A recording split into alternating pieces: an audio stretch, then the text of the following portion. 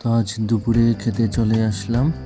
এই ভাত নিয়ে নিলাম, সাথে আমরা যেটাকে বলি কচুর বড়া, তার সাথে কাঁকরোলের বড়া। বেশ ভালোই লাগে খেতে, আমার তো ভীষণ প্রিয়। এটা নিয়ে নিলাম যাকে আমরা বলি কাঁচকলা শস্য দিয়ে। এটা খুব সুন্দর হয় খেতে, খুব ভালো লাগে খেতে।